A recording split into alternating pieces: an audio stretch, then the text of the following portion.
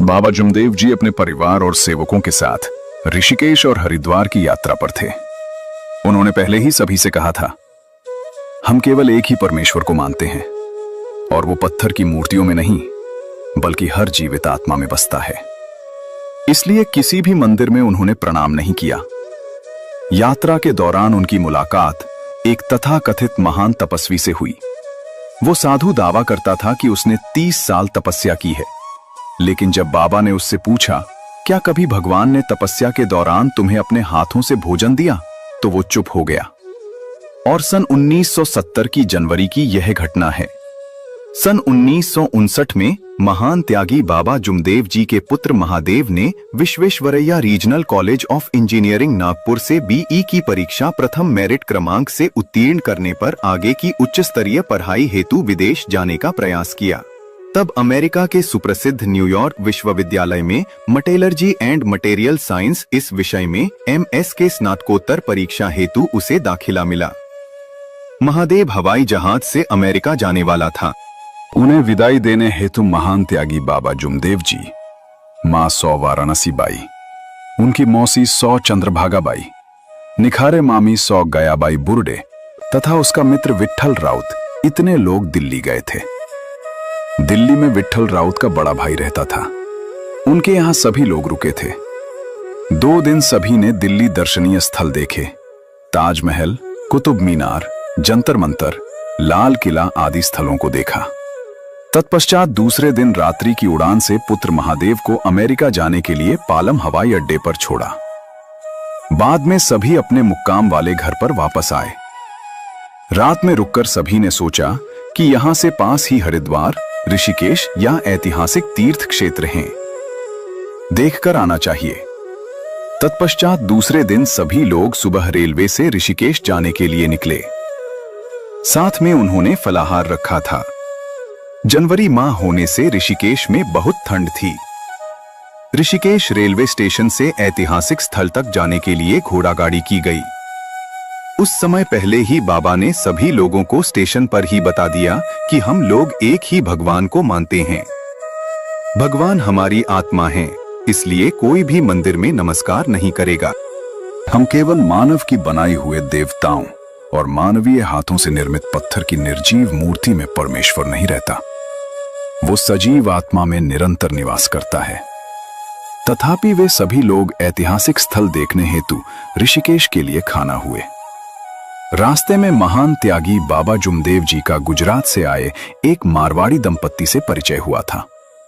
उन सभी ने समस्त स्थान देखने के बाद अंत में लक्ष्मण झूला देखा। बताने अनुसार किसी ने भी किसी भी मंदिर में नमस्कार नहीं किया। लक्ष्मण झूला पवित्र गंगा नदी पर स्थित है। वो पुल पर गंगा नदी के दूसरे किनारे पर पहुंचते हैं। दोपहर का समय था। वहां सभी ने स्नान किया। उसी जगह उन्हें वह मारवाड़ी परिवार मिला। वे पति पत्नी थे। मारवाड़ी समाज में एक प्रथा है कि जब तीर्थ यात्रा को जाते हैं, यदि उसका सगा भाई साथ में न हो, तब वो स्त्री किसी अन्य पुरुष को अपना भाई मानकर उस भाई को भेंट स्वरूप कोई वस्त्र प्रदान करती है। उससे उस स्त्री का उद्धार होता है, ऐसी मान्यता होती है। तत्पश्चात सभी ने स्नान के बाद उस स्त्री ने बाबा को अपना भाई मानकर वस्त्र भेंट की एवं प्रथान अनुसार उनकी पूजा की।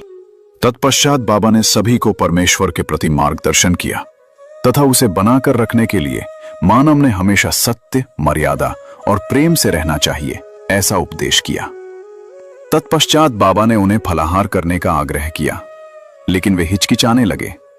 उन्होंने सोचा कि यह ठीक नहीं, क्योंकि हमने उन्हें भेंट दी है, इसलिए वे हमें बुला रहे हैं। इस पर बाबा ने मार्गदर्शन किया कि इस पृथ्वी पर किसी भी मानव ने संकुचित विचार न रखते हुए मानव ने एक दूजे को मिलजुल कर एकता निर्माण करना चाहिए। सभी मानव परमेश्वर की संतान होने से सभी समान हैं।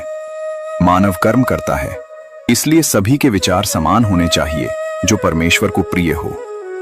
तत्पश्चात उन्होंने बाबा के साथ फलाहार किया एवं वहां से हरिद्वार जाने के लिए उस परिवार के साथ रेलवे स्टेशन पर गए। हरिद्वार का टिकट लेकर हरिद्वार जाने वाली गाड़ी में सभी लोग एक ही बोगी में बैठे।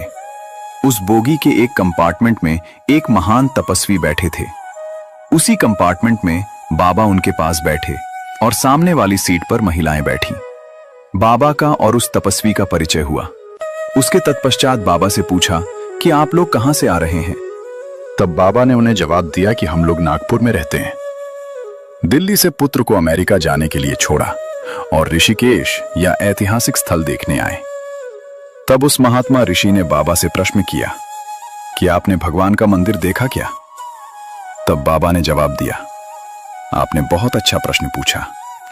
हमने यहां के सभी मंदिर देखे, मानव निर्मित कला देखी, लेकिन किसी भी मंदिर में नमस्कार नहीं किया, क्योंकि सिर्फ निर्जीव मूर्तियां दिखी, भगवान नहीं दिखा।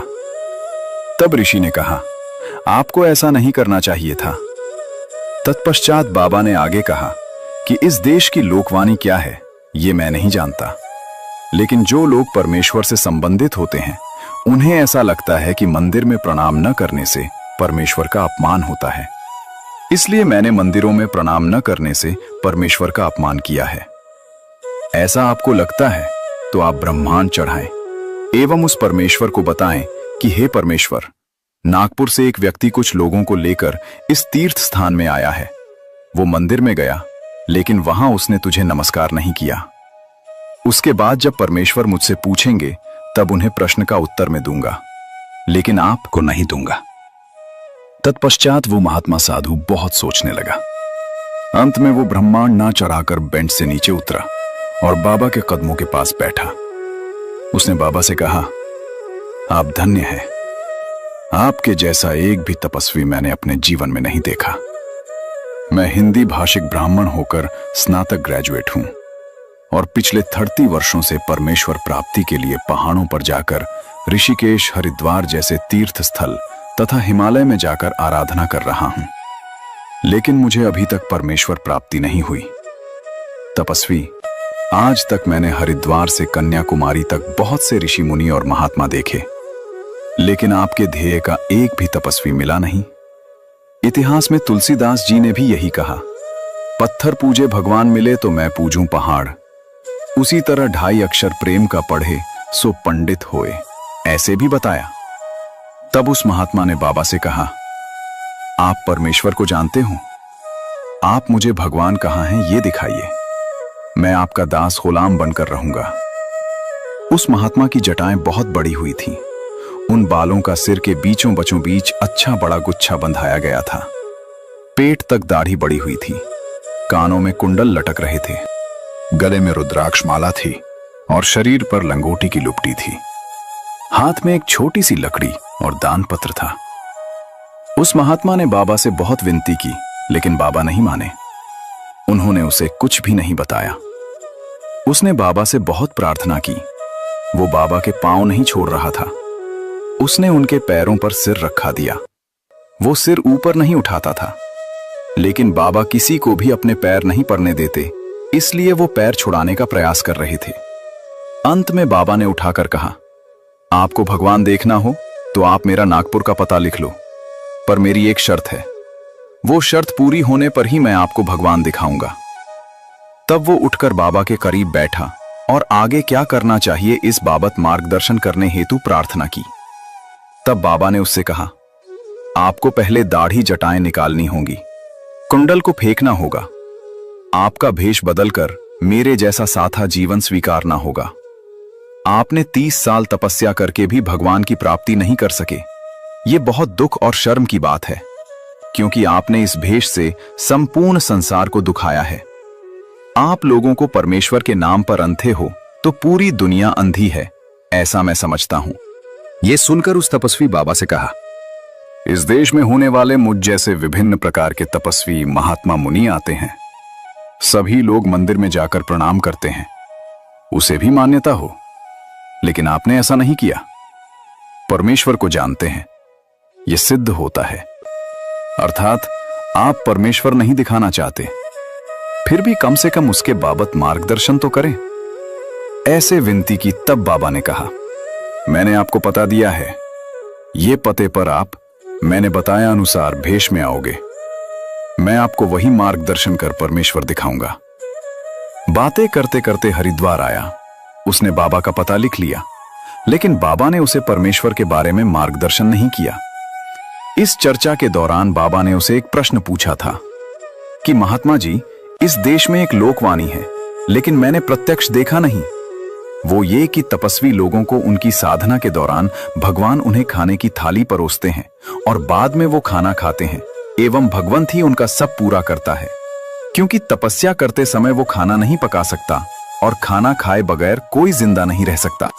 इसलिए आप मुझे सच बताइए कि आपने तपस्या के दौरान आपके भगवान ने खाने की थाली लाकर दी क्या? अन्यथा आपने खाना कैसे खाया या इतने दिन भूखे रहकर कैसे जिए, ये पहले मुझे समझाइए। तब वो महात्मा साधु एकदम अवाक रह गया तथा उसने बाबाओं को नम्रतापूर्वक जवाब दिया, आपने जो लोकवाणी सुनी है वो झूठी है। भगवान खाने की थाली लाकर नहीं देता। तपस्वी लोगों के दर्शनार्थ लोग हमारे आश्रम में आते हैं, तब हम उन्हें 100 रुपए दो, भगवान आपकी मनोकामना पूरी करेगा, ऐसा आशीर्वाद देते हैं। इस तरह 30 वर्षों में करोड़ों रुपए कमाए, बहुत सारा धन पाया, लेकिन इतने दिन तपस्या करके भी भगवान देखने नहीं मिला, उसे प्राप्त नहीं कर सका।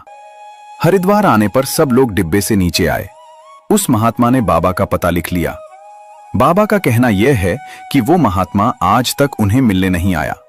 इस कारण बाबा अपने सेवकों को हमेशा मार्गदर्शन कर जगाते हैं।